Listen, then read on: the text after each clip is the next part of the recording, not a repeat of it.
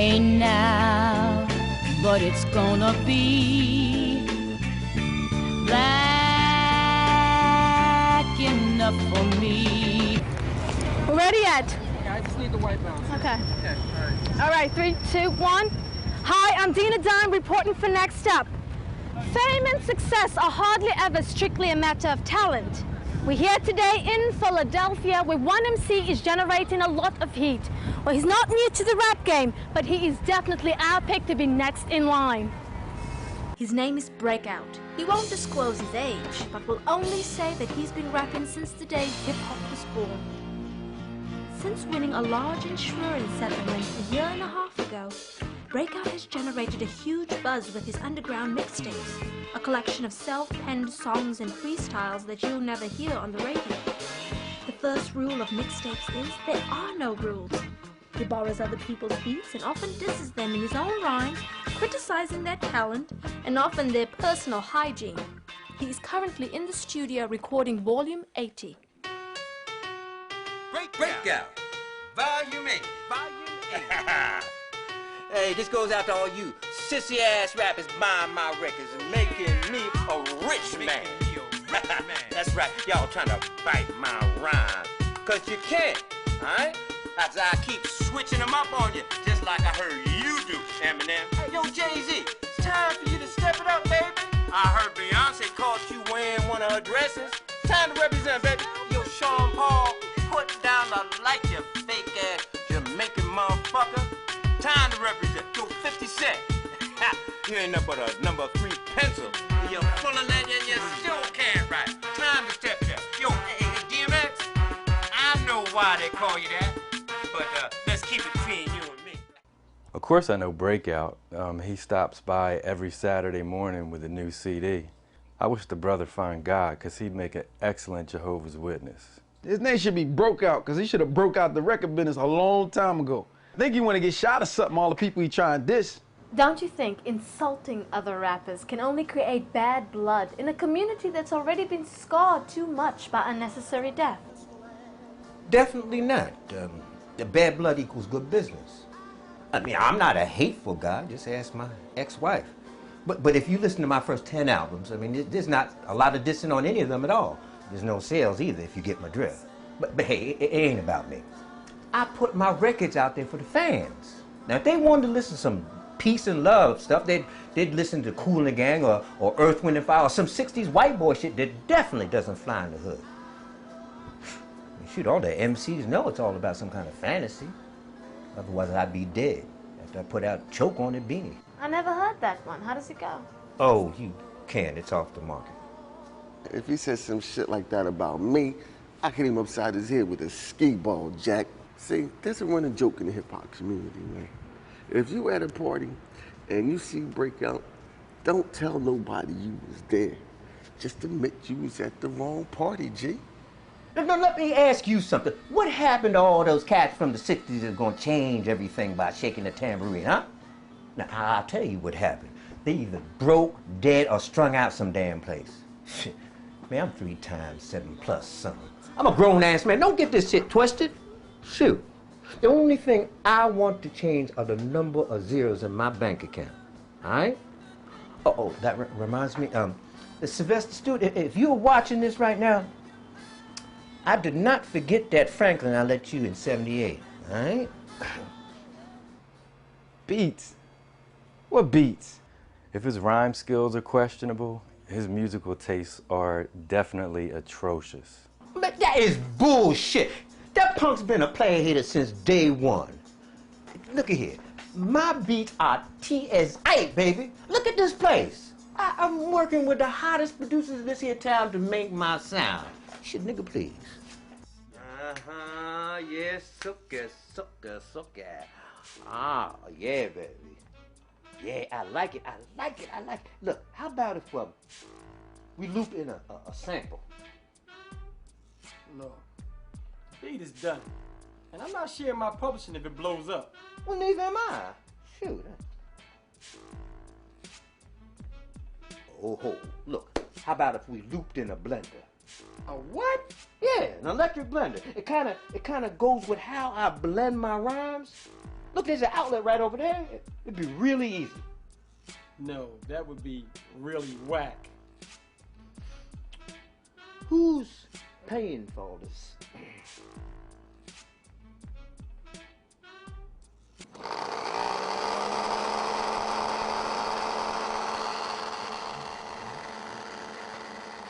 Yeah.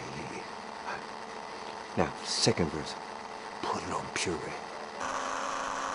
Oh, yeah. Oh, yeah.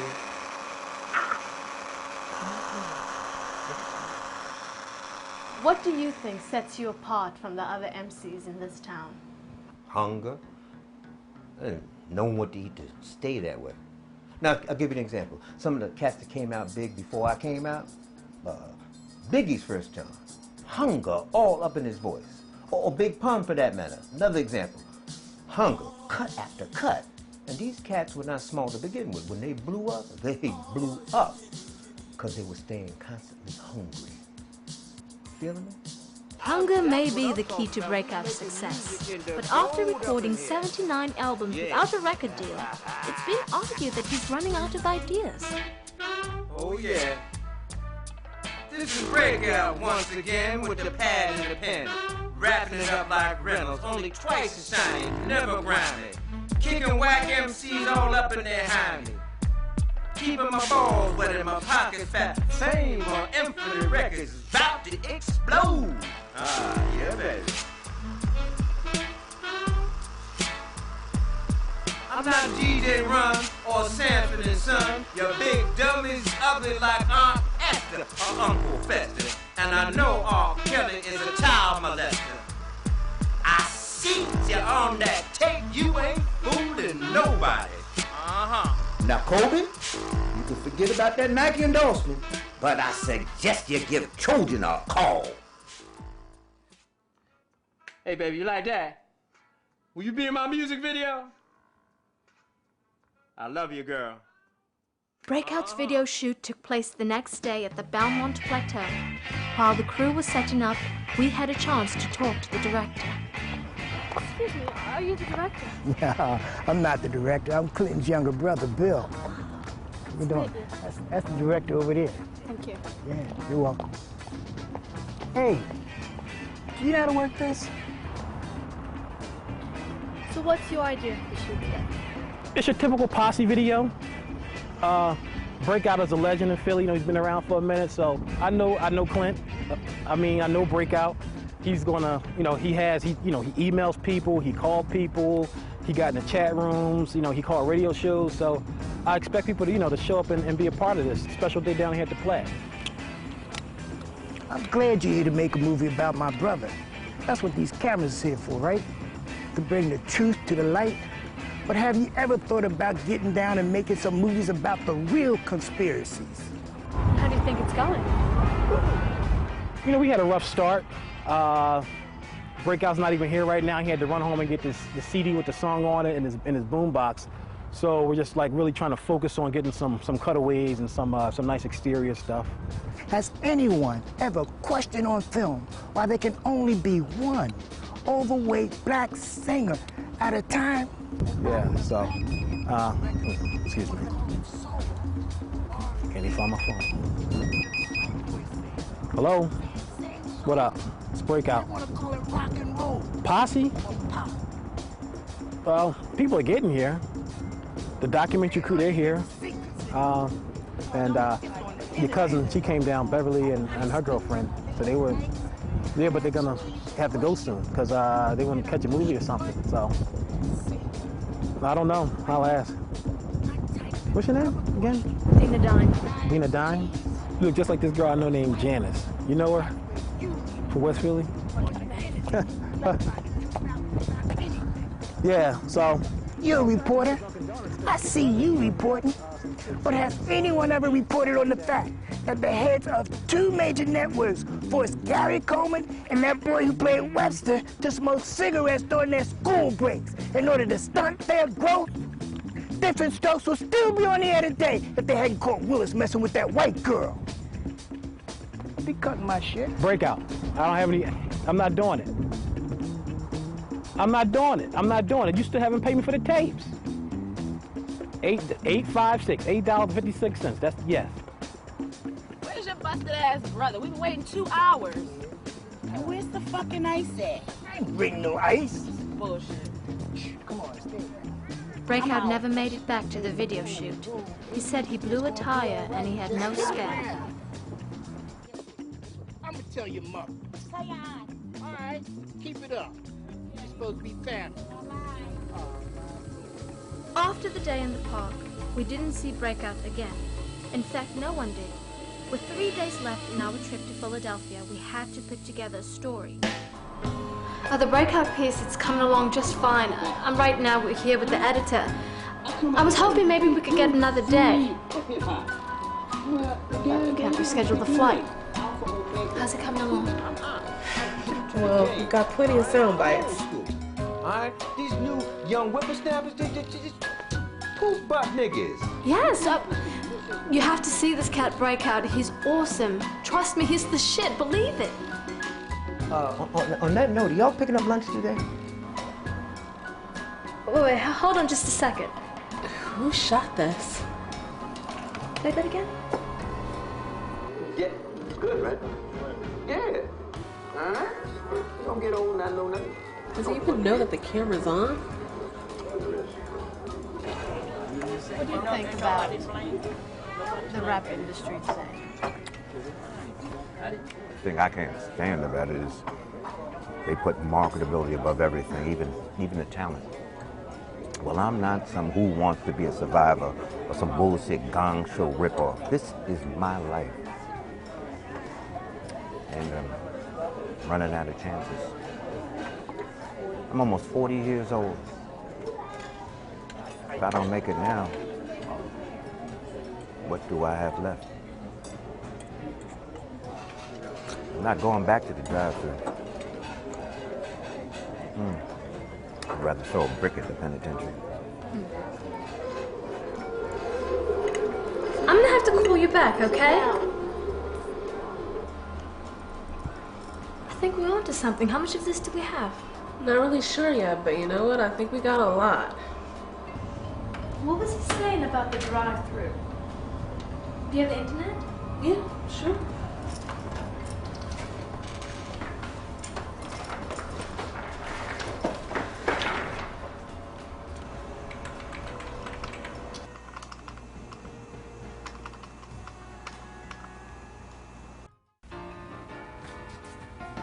You're lucky. This is one of the few 8 tracks I have left after all these years. We discovered that what Breakout may have been referring to was his first taste of success as one half of the duo Break and Chill. Their first LP, entitled Hook Up at the Drive-Thru, was released in February 1988 on the now defunct Players Ball recordings. Yo, Chill. Yeah, what's up, Breakout? Why don't you give me a hunger scratch? This is the same guy. The French fry mix. Breakout. Yeah. Breakout was Break from Break and Chill. Damn. Where'd you get this? Sweet Tea, the world's first openly gay rapper and a fellow Players Ball label mate, remembers the time. Yeah, you know, Players Ball Records was owned by a man named Benny Yankovic. And it was basically a way for him to do a double write-off on his old label, Polka Polka Records, which had went under 10 years before. He had a lot of old polka albums, cassettes, and 8 tracks stored up in his warehouse in Teaneck, New Jersey, that he had to unload fast. He found out that rap music was the new thing, so he decided to record rap albums over all these old cassettes and 8 tracks, rather than burn down the warehouse. I'm glad he started Players Ball instead of burning down my job. Hell, I worked in the warehouse and was his first artist. Break and Chill was his second. Let that be known. Breakout's younger brother Bill, who did beatbox on the album, picks up the story. Breakout remembers it better than me. You really should call it. We tried. Yeah? Sometimes he gets that way. Recording that album was hard. Each side of the cassettes Benny had was exactly 22 minutes and 45 seconds long. So we had to make our record exactly that length. In one take, 4 songs aside, No pause buttons, no overdubbing. Man, Clinton was genius. He came up with the idea that I beatbox to the fade out of each side. We messed up though. Side 2. You can hear a little accordion right before the tape cuts off. The reason why they called it Players Ball Recordings and not Players Ball Records is because none of our albums was actually being pressed. Everything was on cassette or 8-track. The Break and Chill album, with its laid-back grooves and humor-laced lyrics, was not unlike a lot of hip-hop coming from the East Coast in the late 80s, but it offered a twist. Tell me a little bit about the old school Philadelphia hip-hop scene. Oh, man, you want me to go way back? You want a brother to show his age. I remember good times, you know, a lot of originality. Back then, a lot of crews, you know, had like originality with their styles. There was different DJs out there, different techniques. Do you remember the Break and Chill album? Oh, the Break and Chill album? Man, those guys were crazy funny. They were kind of like Kid and Play, but on some gangster shit. Break and Chill based their rap persona on the kind of comedy me and my brother grew up with. We were the only family on the block with a TV. Me and Clinton would stay up late watching Charlie Chan, The Honeymooners, and Amos and Andy. Great television. They had these two colored guys in these movies, and they'd be making us crack up, man. We'd be laying up under the covers, farting our asses off, just cracking up. We got a match or a blowtorch? Alex, where are you? Right next to you, boss. Oh, you look like a blackout in a blackout. If this keeps up, I'm gonna have to paint you white. Yeah. Oh, that's better. They called each other Sleep and Eat. I guess that's where he got the idea for Break and Chill. Was Sleep and Eat similar to Step and Fetch It? Hell no. Step and Fetch It was a sellout. We hated that. Break and Chill were real fun-loving. They were two guys, or rather yet a man and a guy, from West Oak Lane, who, if it were the 60s, would be comparable to Sam and Dave. But I never thought of them as gangster like Schoolie D or NWA. Yeah, you might say they was criminal. But see, the crimes they rapped about was more or less petty. I mean, hook up at the drive-thru? Shit. In retrospect, Break and Chill may have put a militant face to the images blacks were forced to portray in the past with songs like Hook Up at the Drive-Thru, So What I'm Late, and Slippin' 4. They attempt at starting a new dance craze. I've never seen anyone do Slippin' 4. Well, at least not at a party. After Fresh Prince broke, they expected everybody in Philly to sound fun-loving. Break was fun-loving, but he didn't like being called a fun-loving rapper. He became defiant. He started opening up dictionaries, like picking out all the big words and like slurring his lyrics and, you know, trying to create his own style. I mean, because he was a funny cat back then, but I know he was jealous. I mean, when Who's the Man came out, he thought that should have been him. He started listening to a lot of Richard Pryor. I think he thought he was Richard Pryor by the time we started to make our next album. Then the unthinkable occurred. Chill was killed in a senseless skee-ball accident.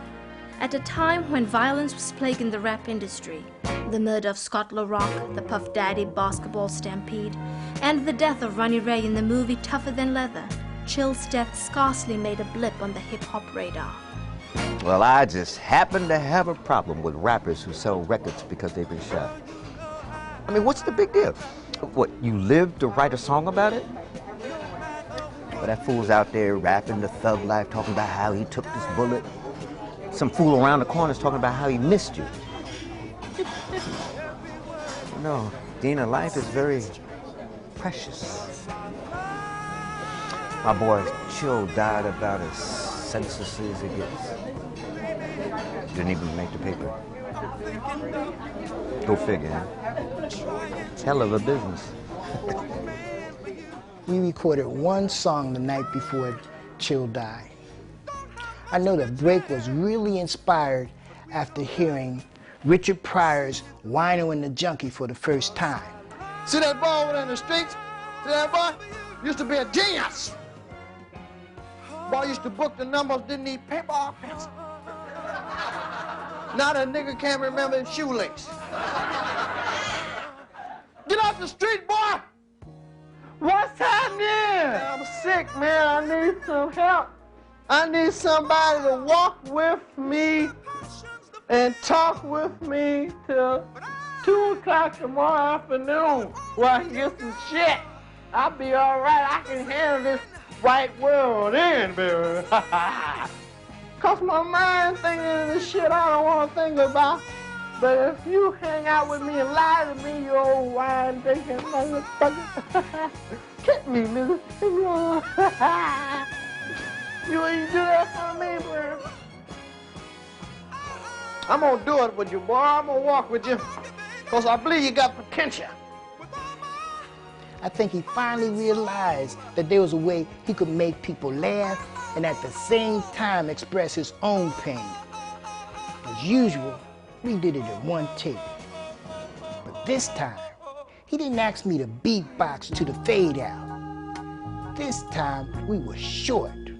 5 minutes, 55 seconds. He said, fuck Benny. Make him buy some new tapes for a change. We walked out the door. This was gonna be our masterpiece. This was gonna be our artistic statement. But the label screwed it up. In an attempt to capitalize on Chill's death, Players Ball rushed released the recording onto the market without Break's knowledge or consent. What happened was, we got a call that something had happened to Chill down at the beach. He was just a kid, and he loved going down there, winning big stuffed animals and showing off for the girls. But something bad happened. Ricochet. So while we were driving down to the pier to get Chill, Benny was in the studio, busy making copies of the tapes. The label was in such a rush to put out the record that they recorded them all at the wrong speed. And it ended up coming off like the Rappin' Duke. I told Benny that it didn't sound right, and he told me to mind my business. He said he was expecting orders, lots of orders. It was like he lost his mind. Those that were lucky enough to hear the original 22-minute, 45-second version of Where's My Crack, You Stole My Ripple, upon its initial release, have eerie recollections. That record was corny. It was playing real slow. They had this guy on there sounding like Darth Vader. Da ha ha ha, da ha ha ha ha. But it wasn't on purpose. It was kind of like ghost shit, man. Like the ghost of Chill scratching with Break saying all these really big words, but really, really slow, man. Just say no to drugs, kids. What made it worse was Benny changed the logo on the label from a stretched out Cadillac to a big skee ball with a P written on it. Insensitive bastard said it was a cue ball, but everybody knew. So despite the hype, Break and Chill's final record together, Where's My Crack, You Stole My Ripple, failed to be even a minor seller. Breakout went back to his fast food job and didn't touch another microphone for 12 years. Then, in the summer of 2001, he discovered an ad in the newspaper. A new store was having its grand opening at the Franklin Mills Mall. All right, a new store opened up at the Franklin Mills Mall, and they were selling CD burners and computer software packages for about $600. Now, we didn't have no money at the time, so I told my brother to get a job there, kind of hook it up. Then on my job, I had a slight mishap with the flame broiler. Breakout was born, baby. I've been rocking and rolling, burning CDs and pushing buttons and flipping verbs ever since. You know, I'm shooting my music video tomorrow. You got to be in my music video. No, because you got that look. You got that little, whatever, just je ne sais quoi. No, yeah, you kick Beyonce in the booty. The digital revolution has enabled Breakout to live his dream, even if others may be forced to suffer. For Next Up, this has been Dolores Davis reporting. I'm happy for Clinton and all his success. I'm sure by this time next week, I'll be walking up the avenue and I'll look in the barber shop and he'll be in there selling volume 81.